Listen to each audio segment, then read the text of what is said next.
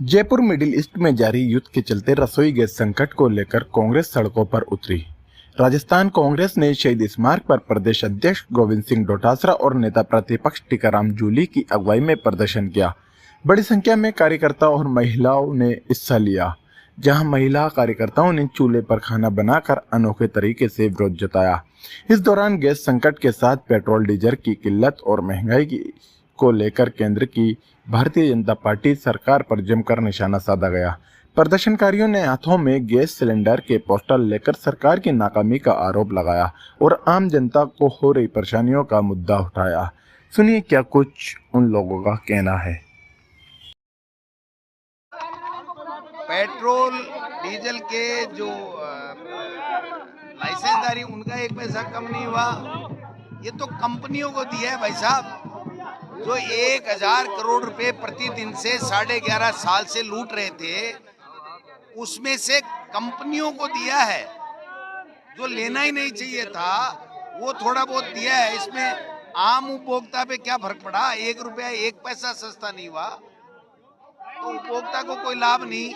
ये जो petrol pump धारी जो लाइसेंसदारी, इनको कोई फायदा नहीं। किसको दिया? अपनी कंपनियों को। सरकार के लिए हम पे भरोसा रखो, कोई किल्लत नहीं है। क्या झोला उठा के चल देंगे? काय का भरोसा रखो? जब सर्वदलीय बैठक की मांग की थी राहुल गांधी जी ने और खड़गे साहब ने, तब इन्होंने मना कर दिया कि ये तो राजनीति कर रहे हैं। अब सर्वदलीय बैठक दिल्ली में बुला रहे हैं, यहाँ बुला रहे हैं और बुला के ये कह रहे हैं कि कोई कालाबाजारी नहीं है, कोई कमी नहीं है। जबकि सही स्थिति ये है कि लाइनें लगी हुई हैं पूरे देश के अंदर। राजस्थान के अंदर गैस की सप्लाई नहीं हो रही है, उद्योग बंद हो गए, सब कुछ तबाह हो रहा है और ये कह रहे हैं कि आप विश्वास रखो। यही नोटबंदी के समय कहा था, लोग परेशान हो गए। यही कोरोना के समय कहा था, लेकिन लाखों लोग मर गए। आज यही कह रहे हैं, लेकिन पैनिक है ना, पूरे देश और प्रदेश के लोग पैनिक हैं। महिलाएं, माता बहनें जो रसोई शाम को खाना बनाती हैं, उनके खाने के लिए गैस की सुविधा नहीं है, वो पैनिक है। जो रोजगार करने के लिए गए हुए थे उनको सिलेंडर नहीं, उद्योग बंद हो गए और उनके खाने के लिए भी, पकाने के लिए नहीं है गैस, तो वो अपने गांव आ गए, लकड़ी का चूल्हा जला रहे हैं। तो क्या कर रहे हो आप? क्या भरोसा रखें आप पे? चुनाव की हालत को लेकर आप चिंतित है क्या? चुनाव के बाद क्या होगा? नहीं, चुनाव, बंगाल के चुनाव के बाद में इतनी महंगाई बढ़ेगी, इतनी क्राइसिस आएगी कि शायद देश के प्रधानमंत्री जी झोला उठा के ना चल दे। डोटासरा जी, प्राइवेट कंपनी ने 5 रुपए और 3 रुपए डीजल की रेटें बढ़ा दी, तो क्या लगता है कि अब ये डीजल सभी बढ़ाएंगे? ये तो गवर्नमेंट वाली जो है उनके लिए तो बंगाल चुनाव और बीजेपी ने रोक रखा है, बाकी वो तो सब बढ़ाएंगे। जब आप बताइए 70 रुपए से 135 और 150 तक प्रति बैरल पहुंच जाएगा डॉलर, तो कौन नहीं बढ़ाएगा? बढ़ाएंगे। वो कोई घाटा खाने के लिए सौदा थोड़ी करेंगे, आप बताइए।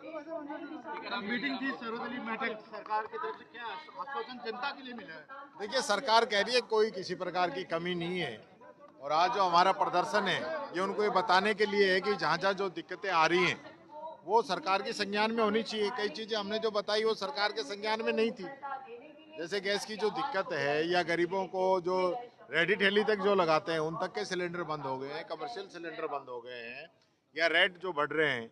उन्होंने कहा कोई रेट नहीं बढ़े। हमने बताया कल न्यारा जो कंपनी है उसने 5 रुपए और 3 रुपए बढ़ा दिए, प्रीमियम पेट्रोल पे बढ़ा दिए, 22 रुपए इंडस्ट्री डीजल पे बढ़ा दिए, कमर्शियल सिलेंडरों पे 150 रुपए तक बढ़ा दिए और सप्लाई भी रोक रखी है। तो ये सारी चीजें हमने बताई है और हमने ये भी कहा है अगर कोई दिक्कत है, कोई संकट है, तो हम पूरा सहयोग करने के लिए भी तैयार हैं। ग्राउंड रिपोर्ट पता है, ग्राउंड में हकीकत क्या है? तो इसलिए हम ये सारी चीजें बता रहे हैं। मैंने ये भी कहा है कि रोजाना जो न्यूज में और अखबार में आ रही है वो भी देखना चाहिए। और जिस प्रकार से ये 10 रुपए और 3 रुपए इन लोगों ने कम किए हैं, ये पहले जनता से लूट रहे थे।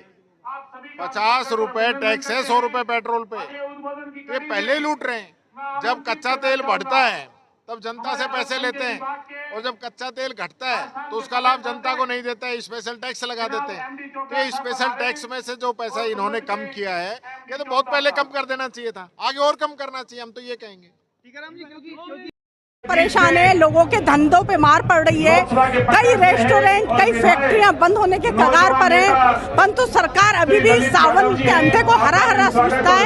उसी तर्ज पे यही कह रही है कि कहीं कोई किल्लत नहीं है। अगर किल्लत नहीं है तो आपने गैस सिलेंडर पे पैसे क्यों बढ़ाए? आपको पैसे नहीं बढ़ाना चाहिए। आप उन आपके मित्रों को फायदा पहुंचाना चाह रहे हो और जनता की पॉकेट पे मार करना चाह रहे हो। उसके बाद ब्लैक में सिलेंडर ब्लैक में बिक रहे हैं और एक बुकिंग करने पर सिलेंडर नहीं मिल रहा है।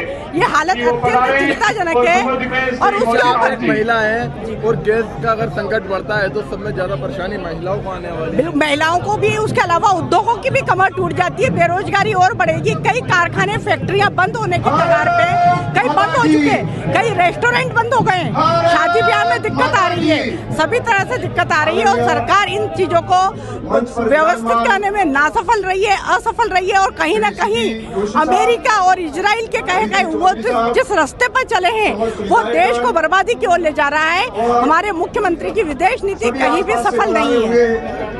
और चल रही है और चलने के कारण जो है देश में गैस का संकट बढ़ता जा रहा है। और पहले हमेशा से भारत ईरान के समर्थक रहा था, लेकिन इस बार ऐसा हुआ है कि विदेश नीति को चेंज किया। प्रधानमंत्री जी की आदत बन गई है गुलामी करने की।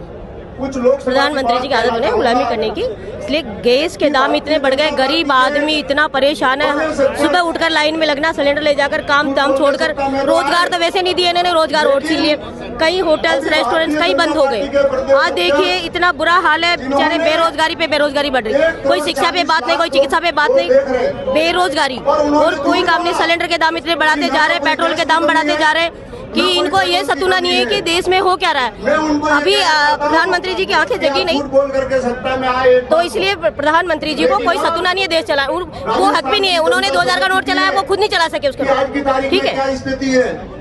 मैं मेरे विधानसभा क्षेत्र रेवकर की अगर आपको बात बताऊं तो मेरी बहनें और भाई लाइन में खड़े हैं। देखिए, भारतीय जनता पार्टी को हिंदुस्तान की जनता की बिल्कुल परवाह नहीं है। और इतनी परेशानी गैस सिलेंडर इनके पास उपलब्ध है, मगर कालाबाजारी की नहीं, इन्होंने जमा कर दी है। ये जमाखोरी करके इनके जितने भी बड़े सेठ हैं वो कालाबाजारी करना चाहते हैं। हिंदुस्तान की जनता इनकी तरफ से चाहे भाड़ में जाए। आज गृहिणी जितनी भी है सब परेशान है। बड़ी बड़ी होटलें बंद हैं, छोटी मोटी जो चाय की दुकानदार हैं, जो और छोटी दुकानदारी करते हैं, उनको सिलेंडर नहीं मिल पा रहे, इसलिए वो अपने रोटी रोजी से परेशान है। भारत और ईरान का दोस्ताना हमेशा से बना रहा है, भारत ईरान का समर्थक रहा है, ईरान भारत का समर्थक रहा है, लेकिन इस बार मेरे समझ में नहीं आ रहा नरेंद्र मोदी जी ने ऐसा क्यों किया। ईरान भारत का बहुत अच्छा दोस्त रहा है और बहुत अच्छी दोस्ती रही है, मगर अपने से नरेंद्र मोदी ने, प्रधानमंत्री जो हैं, उन्होंने ये बेवकूफ़ी करी है कि ईरान को दोस्ती नहीं बताते हुए उन्होंने अमेरिका से हाथ मिला रखा है। ये बिल्कुल गलत तरीका, उसका असर हिंदुस्तान की जनता पे पड़ रहा है, नहीं कि नरेंद्र मोदी पे पड़ेगा। इसलिए आप देख लो, पेट्रोल डीजल की लाइनें लगी पड़ी है। इजराइल का समर्थन कर रही है, तो लेकिन फिर भी जो भारत की जनता है वो कहीं ना कहीं उसका नुकसान उठाना पड़ रहा है ना जनता को। आज वो इजराइल की जो समर्थन दे रही है नरेंद्र मोदी या अमेरिका का जो साथ दे रहे हैं, उसका नुकसान भारतीय जनता पार्टी की वजह से आज हिंदुस्तान की जनता को उठाना पड़ रहा है। आप देख लो, पेट्रोल की कमी, डीजल की कमी, गैस सिलेंडर गायब है, तो राशन सारा उधर से, ये तेल उधर से आता है, तो क्यों हमें क्या जरूरत है वो लड़ रहे, उन्हें लड़ने, तो हमें क्या जरूरत थी किसी की हिमायत करने की। आदित्य प्रताप सिंह जी हैं, आपका स्वागत अभिनंदन है।